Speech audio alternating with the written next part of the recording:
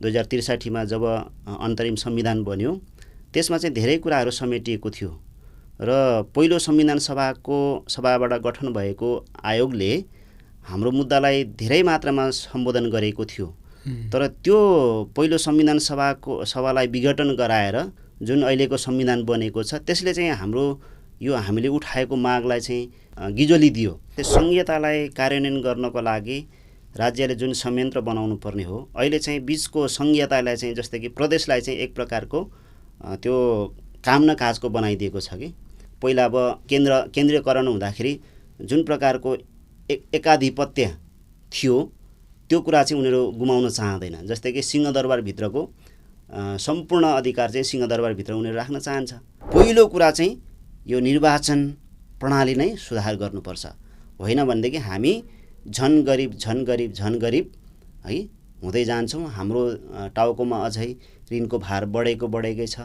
त्यसैले गर्दाखेरि राष्ट्रिय जनमुक्ति पार्टीले चाहिँ पूर्ण समानुपातिक प्रतिनिधित्वको कुरा, पूर्ण समानुपातिक निर्वाचनको कुरा है जोरदार वकालत गर्दै आएको छ। अब आउने प्रतिनिधिले पहिलो चाहिँ अब नेपालमा एउटा के छ भने स्थिरताको लागि चाहिँ प्रत्यक्ष निर्वाचन कार्यकारी प्रमुखको व्यवस्था संविधान संशोधन गरोस्।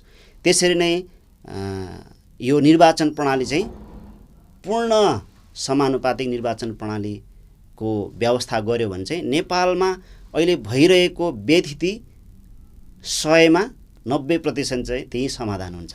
धेरै प्रतिनिधि नै चाहिँदैन होइन, थोरैले हुन्छ।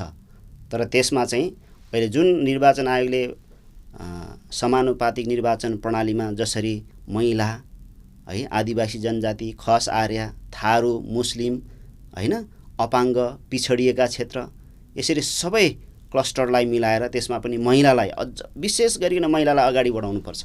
महिला 50% हुनैपर्छ। सांसदले त नीति बनाउने हो, हामी जस्तो कानुनविदहरूलाई चाहिँ सांसद होइन बनाएर पठाउनुपर्छ। मन्त्री भएर सरकार चलाउनलाई होइन, सरकार चलाउनको लागि चाहिँ अहिले जुन यो जेनजी आन्दोलन पश्चात जुन गठन भएको सरकार हजुरले हेर्नुभयो, त्यहाँ चाहिँ विज्ञहरू ल्यायो, एउटा समाजमा प्रतिष्ठितहरू हो। यसरी चाहिँ बरु प्रत्यक्ष एउटा कार्यकारी प्रमुखलाई चुन्ने, बाँकी चाहिँ यसरी नै विज्ञहरूलाई ल्याउने।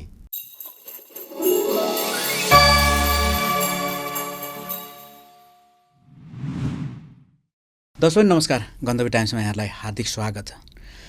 आसन्न निर्वाचनको हामी सङ्घारमा छौँ। यो सँगसँगै हामीले एउटा कार्यक्रम गरिरहेका छौँ, सबैलाई सुन्ने, राम्रालाई चुन्ने। र यस कार्यक्रममा विशेषतः उम्मेदवार र विभिन्न पार्टी सम्बद्ध नेतागणहरूलाई हामीले उपस्थित गराएर यो कार्यक्रममा हामीले जनताको प्रश्न राख्ने गर्दछौँ। र आजको यस कार्यक्रमको लागि हाम्रो अतिथि हुनुहुन्छ राष्ट्रिय जनमुक्ति पार्टीका उपमहासचिव तथा प्रवक्ता, पेसाले कानुन व्यवसायी हुनुहुन्छ र यस आसन्न निर्वाचनमा काठमाडौँ 4 नम्बर क्षेत्रबाट उहाँको उम्मेदवारी रहेको छ। चेत बहादुर आले सर, हजुरलाई स्वागत छ। धन्यवाद। यो निर्वाचनको सङ्घारमा हामी आइसकेका छौँ। विशेषतः यो निर्वाचन जेनजी आन्दोलनको कारणले यो केही वर्ष अगावै हुन गयो र निर्वाचनको लागि तयारीमा सबै एकदमै छोटो समयमा व्यापक रूपमा गर्नुपर्ने छ। कस्तो खालको तयारी भइरहेको छ तपाईँहरूको तर्फबाट? हामी अहिले निर्वाचन यो 2084 को सट्टामा जेनजी आन्दोलनको कारणले अहिले यो 2082 मै हुन आयो। यसको लागि चाहिँ नै अब हामीले आफ्नो तर्फबाट पुरा तयारीका साथमा हामी चुनावमा होमिएका छौँ। सरजी, अब यो पार्टीको कुरा गर्नुपर्दाखेरि यो निकै नै पुरानो पार्टी, जो संहिताको वकालत गर्ने पहिलो पार्टी 2047 साल वैशाखबाट सुरुवात भएर आजसम्म पनि यो पार्टी नेपालमा एउटा पुरानो पार्टीको रूपमा स्थापित भइरहेको छ। अनि अब यो पार्टीको एजेन्डा के छ र अब यो चुनावी एजेन्डा चाहिँ खास तपाईँहरूको पार्टीको के छ? हाम्रो पार्टी स्थापना कालदेखि नै बहुजातीय लोकतान्त्रिक समाजवादको मूल एजेन्डालाई लिएर स्थापना भएको पार्टी हो। त्यसैले गर्दाखेरि हामी चाहिँ यो राष्ट्रियतालाई पहिलो प्राथमिकता दिन्छौँ। जस्तै स्थापना कालदेखि नै सङ्घीयता, समानुपातिक र धर्मनिरपेक्षको मूल एजेन्डालाई बोकेर आजसम्म हामी यो यात्रामा अनवरत रूपमा लागेका छौँ। र अहिले चाहिँ अब विशेष गरिकन अब देश चाहिँ विशेष गरिकन यो वैदेशिक चलखेलहरू किरणस्थल जस्तो भएको छ त्यसलाई चाहिँ रोक्नको लागि हामीले हाम्रो हर तरहले प्रयास गरिरहेका छौँ, जसको निम्ति हाम्रो यो यसपालिको मूल एजेन्डा पनि राष्ट्रियता, विशेष गरिकन समानुपातिक अनि संघीयतालाई पूर्ण कार्यान्वयन, धर्मनिरपेक्षलाई पूर्ण चाहिँ व्यावहारिक रूपमा कार्यान्वयन गर्नको लागि हामी यही मुद्दाहरू लिएर र स्थानीय विकासलाई, स्रोत साधनलाई सदुपयोग गर्नको लागि नै हाम्रो मूल एजेन्डाका साथमा हामी चुनावमा होमिएका छौँ। विशेष त अघि नै मैले भूमिकामा पनि उल्लेख गरिसकेँ कि यो पार्टीले सुरुवातमा नेपालमा संघीयताको परिकल्पना गरेको थियो र त्यसमा पनि एउटा जातीय पहिचान सहितको समानुपातिक पनि विषयहरूलाई चाहिँ समेटेर अगाडि बढिरहेको थियो भने अब यो गणतान्त्रिक नेपालमा त यो जुन तपाईँहरूको माग भनौँ अथवा तपाईँहरूको एजेन्डा भनौँ यो लगभग परिपूर्ति भइसकेको अवस्था छ हैन। यसमा तपाईँहरूको पार्टीको भूमिका कस्तो रह्यो र आगामी दिनमा यो जुन तपाईँहरूको परिकल्पना भएको छ यसलाई अझ पूर्णता दिनको लागि कस्ता किसिमको तपाईँहरूले योजना बनाउनु भएको छ? हाम्रो माग र मुद्दालाई चाहिँ यसलाई नेपालमा कार्यान्वयन गर्नको लागि चाहिँ हामीले सुरुदेखिकै 47 सालको घोषणापत्रदेखि नै हामीले यो कुरा चाहिँ उठाउँदै आयौँ। 62-63 को आन्दोलन पश्चात 2063 मा जब अन्तरिम संविधान बन्यो त्यसमा चाहिँ धेरै कुराहरू समेटिएको थियो र पहिलो संविधान सभाबाट गठन भएको आयोगले हाम्रो मुद्दालाई धेरै मात्रामा सम्बोधन गरेको थियो। तर त्यो पहिलो संविधान सभालाई विघटन गराएर फेरि दोस्रो संविधान सभा गठन गरेर जुन अहिलेको संविधान बनेको छ त्यसले चाहिँ हाम्रो यो हामीले उठाएको मागलाई चाहिँ गिजोली दियो। जुन चाहिँ हामीले माग गरेको संघीयता जुन 12वटा संघीयता थियो, जुन चाहिँ पहिलो संविधान सभाबाट गठन भएको आयोगले त्यही कुरालाई चाहिँ के अरे सिफारिस पनि गरेको थियो। जातिको आधारमा र सामर्थ्यको आधारमा नेपाल चाहिँ 12वटा प्रदेश भयो भने चाहिँ नेपालमा सबै समुदायले आफ्नो योग्यता क्षमता अनुसारको एक्सर्साइज गर्न पाउँछ त्यो खालको। तर त्यसलाई चाहिँ अहिले बिगारेर 7वटामा ल्याइएको छ, जुन चाहिँ अहिले अब कसले अपनत्व लिने भन्ने कुरा। मानिलिनुहोस् यो अहिले हामी यो बागमती प्रदेशमा छौँ। बागमती प्रदेशमा अब यहाँ चाहिँ अब विशेष गरिकन 2टा जातिलाई समेटिएको छ। विशेष गरिकन अब भाषाको रूपमा कुरा गर्नुहुन्छ भने तपाईले देख्नुहुन्छ यहाँ नेवार समुदाय र तामाङ समुदाय। राज्यले स्थानीय भाषाको रूपमा नेवार र तामाङलाई मान्यता दिएको छ। अब कसले कसलाई चाहिँ अब यहाँ त्यो नभएर यसलाई चाहिँ नेवारलाई अलग्गै र तामाङलाई अलग्गै पारिदिएको भए सम्पूर्ण रूपमा उनीहरूले नेवारले आफ्नो एक्सर्साइज गर्न पाउँथ्यो, आफ्नो भाषाको विकास गर्न पाउँथ्यो। सोही प्रकारले तामाङले पनि। त्यसकारणले गर्दाखेरि हामीले चाहिँ अर्को कुरा चाहिँ समानुपातिकको कुरा जुन तपाईले कुरा गर्नुभयो, हाम्रो पार्टी स्थापना कालदेखि नै समानुपातिकको मुद्दालाई जोरदार रूपमा यसले आफ्नो माग उठाएर ल्याएको हो। यसमा चाहिँ हामीले परिकल्पना गरेको, हामीले दिन चाहेको समानुपातिक भनेको राज्यको हरेक निकायमा सबै जातिको जातीय जनसङ्ख्याका आधारमा समानुपातिक प्रतिनिधित्व हुनुपर्छ।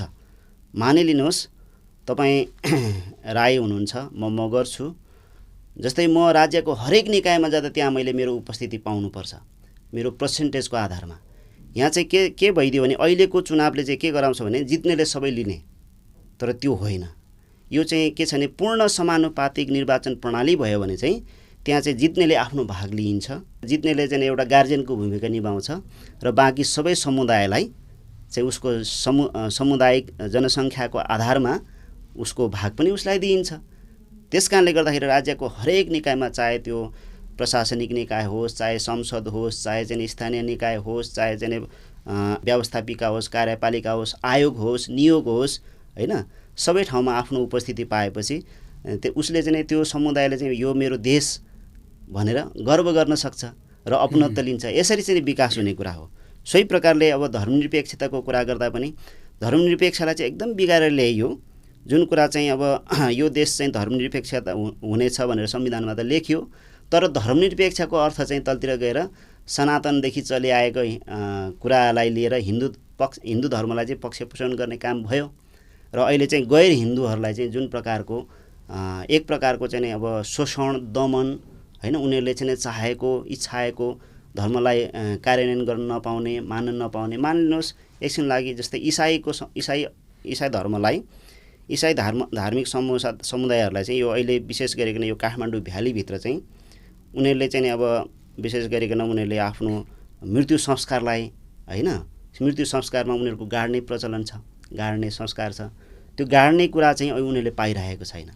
त्यसकारणले गर्दाखेरि अहिले चाहिँ जब मृत्यु भयो कि आफ्नो गाउँतिर दौडाउनु पर्ने यस्ता अवस्था छ। यो कुरालाई चाहिँ समाधान गर्नको लागि, सम्बोधन गर्नको लागि त्यो खालको साँच्चै नै व्यावहारिक रूपमा सबै धार्मिक समुदाय, सबै जातीय समुदाय, सबै भाषिक समुदाय र सबै समुदायले चाहिँ अपनत्व पाउनुपर्ने खालको पूर्ण समानुपातिक प्रतिनिधित्वको लागि हाम्रो पार्टीले वकालत गर्दै आएको छ र हामी चाहिँ त्यही कुरामा लागिरहेका छौँ।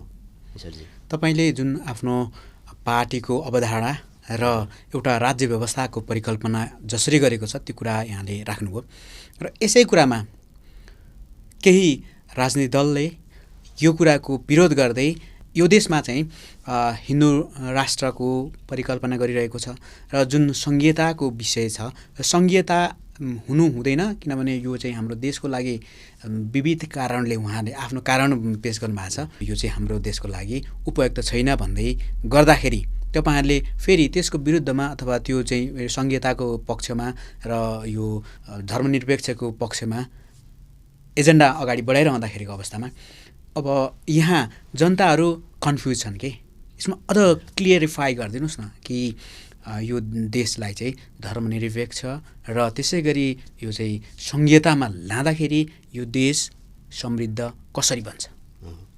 तपाईँले ठिक कुरा गर्नुभयो। जस्तै संघीयतालाई कार्यान्वयन गर्नको लागि राज्यले जुन संयन्त्र बनाउनु पर्ने हो, अहिले चाहिँ बीचको संघीयतालाई चाहिँ जस्तै कि प्रदेशलाई चाहिँ एक प्रकारको त्यो काम न काजको बनाइदिएको छ कि जुन उसलाई चाहिँ जस्तै कि संघीयता भन्ने बित्तिकै अहिले अब 77वटा जिल्ला खडा गरेर 77वटा सिडिओ राखिरहेको छ। संघीयताले यो कुरालाई परिकल्पना गर्दैन हैन। त्यसकारणले गर्दाखेरि संघीयता चाहिँ पूर्ण रूपमा सामर्थ्य सहितको, अधिकार सहितको, जस्तै कि अब सम्पूर्ण त्यो प्रदेशमा संघीयताले चाहिँ के गर्छ भन्दाखेरि तपाईँले पूर्ण रूपमा कार्यान्वयन गर्नुभयो भने त्यो प्रदेशको सम्पूर्ण प्रशासनिक संयन्त्र चाहिँ त्यही संघीयता त्यही प्रदेशले नै बनाउँछ। मानिलिनुहोस् प्रदेश प्रहरी अहिलेसम्म अब संघीयता यो संविधान लागू भएको यत्रो वर्ष भइसक्यो, अहिलेसम्म त्यो कार्यान्वयन गरेका छैन। यो यदि चाहिँ यो कार्यान्वयन हुने भने सबभन्दा पहिला प्रदेशको सुरक्षा प्रदेश प्रहरी त्यो व्यवस्थापन हुनुपर्छ हैन।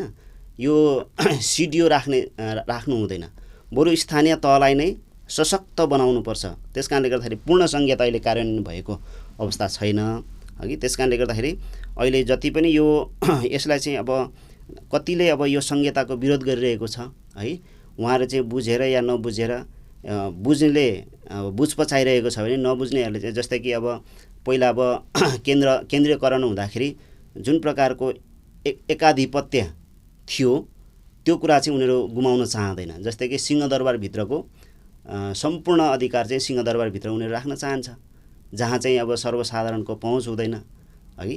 त्यसकारणले गर्दाखेरि अब हाम्रो पार्टीले चाहिँ सुरुवातदेखि नै वकालत गर्दै आएको मुद्दा बोकेर आएको कुरा चाहिँ यो संघीयतालाई पूर्ण कार्यान्वयन हुनुपर्छ। कार्यान्वयन भइसकेपछि अब हामी सिंहदरबार धाइराख्नु पर्दैन, पूर्ण रूपमा संघीयताको कार्यान्वयन भयो भने है सिंहदरबारमा सबै आइराख्नु पर्दैन। अहिले त सानो सानो योजना पार्नु नै सिंहदरबार आउनु परिरहेको छ। अहिले प्रदेशमा जानु स्थानीय तह, अब अहिले चाहिँ केन्द्रबाट सिधै स्थानीय तहमा बजेट जाने होइन, केन्द्रबाट प्रदेशमा हुनुपर्छ र प्रदेश मार्फत चाहिँ स्थानीय तहमा गयो भने चाहिँ संघीयता पूर्ण रूपमा कार्यान्वयन हुन्छ। अनि त्यसकारणले गर्दाखेरि संघीयता चाहिँ मजबुत हुँदै जान्छ। रह्यो कुरा अब खर्चिलोको कुरा हो भने चाहिँ त्यसमा घटाउन सकिन्छ, जस्तै कि अब सांसदको सङ्ख्या घटाउन सकिन्छ, मन्त्रीको सङ्ख्या घटाउन सकिन्छ हैन। सामर्थ्यको आधारमा जस्तै अहिले विकास खर्च चाहिँ कम र प्रशासनिक खर्च चाहिँ ज्यादा भइरहेको अवस्थामा चाहिँ अब विकास खर्चलाई कसरी बढाउन सकिन्छ र त्यो प्रशासनिक खर्चलाई कसरी घटाउन सकिन्छ है, त्यो त बसेर चाहिँ त्यही प्रदेशलाई नै पूर्ण अधिकार दियो भने उनीहरूले आफै त्यो योजना बनाइहाल्छ के। त्यसकारणले गर्दाखेरि हामी चाहिँ चाहे संघीयता होस्, चाहे चाहिँ समानुपातिकको कुरा होस्, चाहे धर्मनिरपेक्षताको कुरा होस्, दैनन्दिन जनजीविकाको कुराहरूमा चाहिँ पूर्ण कार्यान्वयन गर्न चाहिँ यो पार्टीले लागेको छ र यो पार्टी सत्तामा यदि आएको खण्डमा चाहिँ हामी पूर्ण रूपमा संहिता पनि पूर्ण कार्यान्वयन, धर्मनिरपेक्षलाई नि पूर्ण रूपमा कार्यान्वयन र समानुपातिकलाई नि पूर्ण रूपमा कार्यान्वयन गर्ने चाहिँ हाम्रो लक्ष्य छ। यो कुनै पनि पार्टी, कुनै पनि एउटा सङ्गठनको जो एउटा एजेन्डा बन्छ, जुन किसिमको अवधारणा बन्छ, त्यो अवधारणा अवश्य पनि सुन्दर आफ्नो पक्षको हुन्छ नै। भने अब यो जनताले नै हो यो चाहिँ छान्ने अथवा चुन्ने अथवा बुझ्ने र आफ्नो मत प्रदान गर्ने। अब यो पार्टीको योभन्दा अगाडिको उपस्थिति कमजोर नै छ। हजुर। र अब यो निर्वाचनमा चाहिँ कस्तो किसिमको उपस्थिति रहन्छ र जनमत यहाँहरूको पक्षमा कस्तो खालको हुनेछ भन्ने आकलन गर्नुभएको छ? के छ भने यो पार्टीलाई अब हाम्रो 51वटा जिल्लाभन्दा बढीमा हाम्रो सशक्त सङ्गठन छ। तर यसपालि चाहिँ अब यो समय परिस्थिति अनुसार हामीले एउटा सिम्बोलिक रूपमा हाम्रो उम्मेदवारी दिएका छौँ। हामी चाहिँ सुरुवातदेखि नै यो नेपाल चाहिँ एउटा बहुजाति, बहुभाषिक, बहुसांस्कृतिक, बहुधार्मिक भएको हुनाले पूर्ण समानुपातिक प्रतिनिधित्वको त्यो पूर्ण समानुपातिक निर्वाचन प्रणालीको हामीले वकालत गरिरहेका छौँ। त्यसो हुँदाखेरि चाहिँ के छ भने देशव्यापी रूपमा एउटा पार्टी उम्मेदवार भएर लड्छ। जुन निर्वाचन जुन खर्च हो, जुन बेहिसाबले भइरहेको छ। म निरन्तर यो संसदीय निर्वाचन 70 सालदेखि अहिलेसम्म म 4 पटक चुनाव लडिसकेको छु। मेरो अनुभवमा के छ भने ईश्वरजी, कि यो अहिले निर्वाचन आयोगले आचार संहिता जुन लागू गरेको छ, त्यो आचार संहिता यी जो जित्ने दलहरू जसले बेहिसाब खर्च गरेर जितेको, बेहिसाब खर्च गर्छ, त्यो पैसा, त्यो खर्च गर्ने स्रोत साधन कहाँबाट आउँछ त्यो कल्पनै गर्न सकिँदैन है। त्यसकारणले गर्दाखेरि यी सबै कुरालाई यो कुरालाई चाहिँ हामीले निर्वाचन आयोगलाई पटक पटक चाहिँ हामीले जानकारी गराउँदा पनि उसले त्यो देखे पनि नदेखे जस्तो गर्छ। यी सबै देखावटी कुराहरू छ। त्यसैले गर्दाखेरि हामी चाहिँ यदि पूर्ण समानुपातिक निर्वाचन प्रणाली भयो भने चाहिँ यो व्यक्ति उठेर प्रत्यक्ष रूपमा उठेर यो प्रचार गर्नु जरुरी हुँदैन।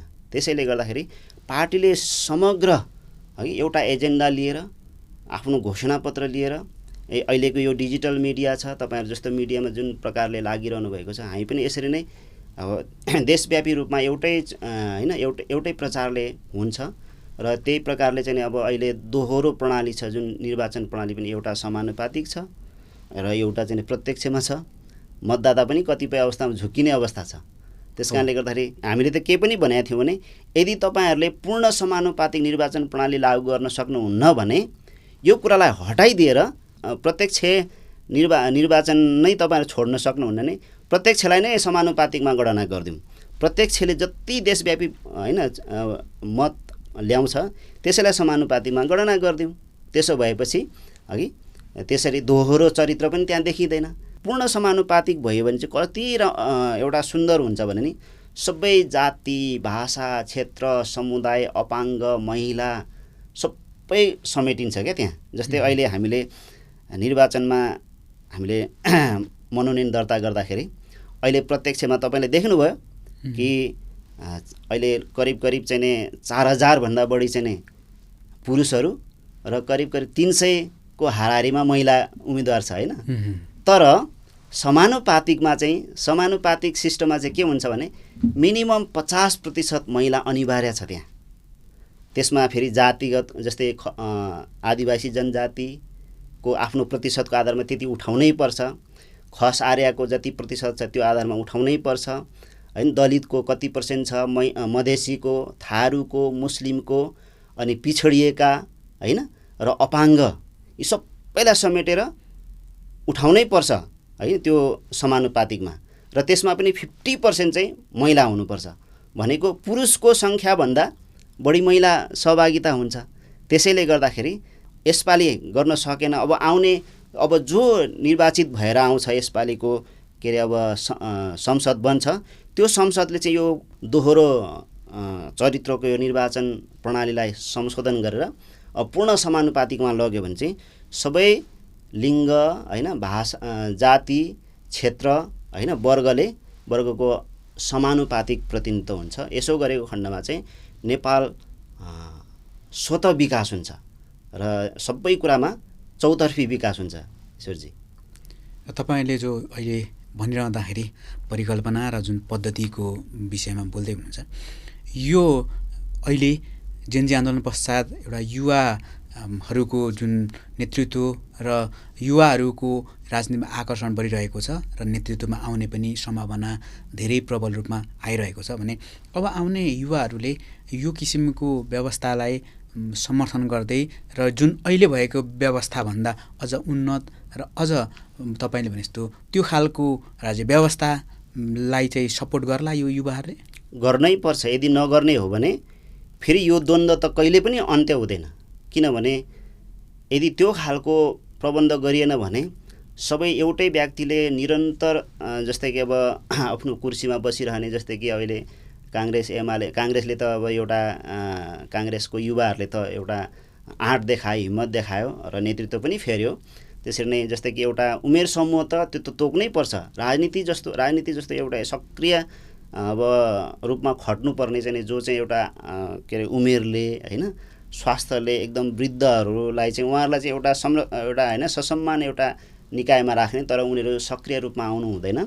जस्तै जेनजी भनेको एउटा उमेर समूह भएको हुनाले उनीहरूले जुन एउटा उनीहरूको माग मुद्दा थियो, यो जस्तै भ्रष्टाचारको कुराहरू होइन, अनि नेपो किड्सको कुराहरू भयो, जस्तै यो पूर्ण समानुपातिक, जस्तै हामी अहिले निर्वाचनको सेरोफेरोमा कुरा गरिरहँदाखेरि निर्वाचन प्रणाली नै पूर्ण समानुपातिक बनाइदियो भने चाहिँ सबैले आफ्नो प्रतिनिधित्व त्यहाँ पाउँछ होइन।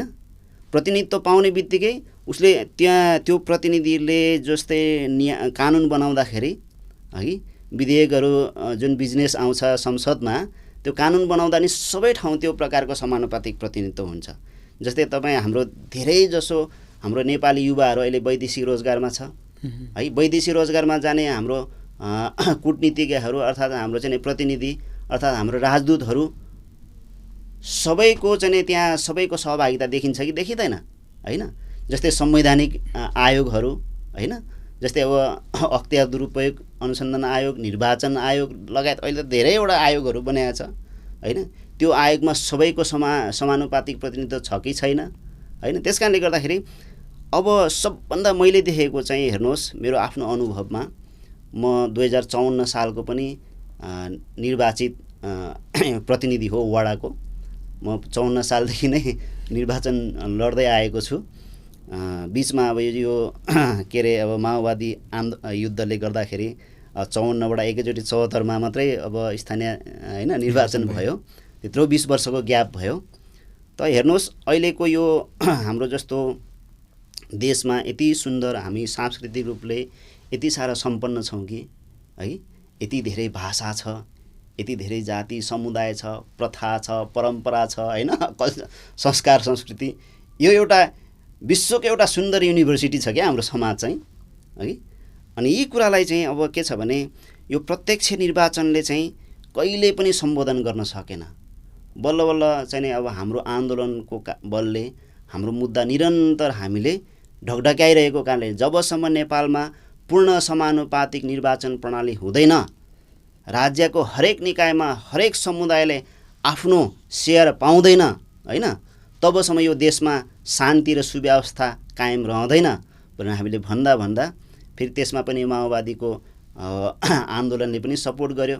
62-63 पछाडि चाहिँ अब समानुपातिक निर्वाचन प्रणाली पनि ल्याउनुपर्छ भन्ने कुरा आएपछि 275मा के अरे 110 मात्रै समानुपातिकमा ल्याइदिएको छ भने 100 कति 65 है, 165 चाहिँ प्रत्यक्ष निर्वाचनमा छ। त्यस कारणले गर्दाखेरि यो समानुपातिकलाई चाहिँ एकदमै कमजोर प्रतिनिधि बनायो। हाम्रो मुद्दा चाहिँ के हो भने हाम्रो राष्ट्रिय जनमुक्ति पार्टीले 2047 साल वैशाख 23 गते स्थापना गर्दै गर्दाखेरि आफ्नो घोषणापत्रमा त्यही कुरा बोकेर होइन, त्यही कुरा लेखेर लिखित रूपमा ल्याएको छ। यो देशमा चाहिँ सबै यो बहुजातीय, बहुसांस्कृतिक, बहुभाषिक, बहुधार्मिक भएको देशमा बहुजातीय लोकतान्त्रिक समाजवाद, यो राज्य सत्ता बाहुनले मात्रै चलाउने होइन, वादीले पनि आफ्नो हिस्सा पाउनु पर्यो। बाहुनदेखि वादीसम्मले होइन, सबै भाषा सबै संस्कृतिले फल्ने फुल्ने हुर्कने एउटा वातावरण बनाउनको लागि चाहिँ हेर्नुहोस् नेपालमा ढिलो चाँडो यो पूर्ण समानुपातिक प्रतिनिधित्व हुनैपर्छ र अहिले जुन जेनजी यो एउटा उमेर समूहले जुन आन्दोलन गर्यो यो भदौ 23 र 24मा र त्यसले चाहिँ जुन एउटा नेपालमा चाहिँ अब एकदमै एकाधिकार है एक जाति एक भाषा एक धर्मको वकालत गरेर बसिरहेका जुन पार्टीको सत्तालाई चाहिँ उखेलेर फालेको छ। अब फेरि उनीहरूले नै यही कुरालाई स्थापित गर्ने हो भने चाहिँ फेरि अर्को आन्दोलन हुन्छ, फेरि अर्को युद्ध हुन्छ, फेरि अर्को क्षति हुन्छ, फेरि सर्वोच्च अदालत जल्ला, फेरि चाहिँ संसद भवन जल्ला हैन। हुँदा हुँदा अब त चाहिँ अब नेताहरू नै अब नेताहरूमाथि अब आक्रमण होला। यो कुरालाई चाहिँ अब अन्त्य गर्नको लागि अब आउने म त भन्छु अब धेरैभन्दा धेरै अब जेनजी समूहहरू आओस् हैन। युवाहरू विकास चाहने, परिवर्तन चाहने र साँच्चै नै देशमा सुशासन शान्ति व्यवस्था चाहनेले जितेर आउन्। मेरो अहिले अग्रिम शुभकामना छ सबैलाई। र उहाँहरूले चाहिँ अब आउने प्रतिनिधिले पहिलो चाहिँ अब नेपालमा एउटा के छ भने स्थिरताको लागि चाहिँ प्रत्यक्ष निर्वाचन कार्यकारी प्रमुखको व्यवस्था संविधान संशोधन गरोस्। त्यसरी नै यो निर्वाचन प्रणाली चाहिँ पूर्ण समानुपातिक निर्वाचन प्रणालीको व्यवस्था गर्यो भने चाहिँ नेपालमा अहिले भइरहेको व्यथिति 100मा 90% 90% चाहिँ त्यही समाधान हुन्छ। त्यसैले गर्दाखेरि हामी सबै लागौँ, किनभने हाम्रो देश हो है, हाम्रो देश हो।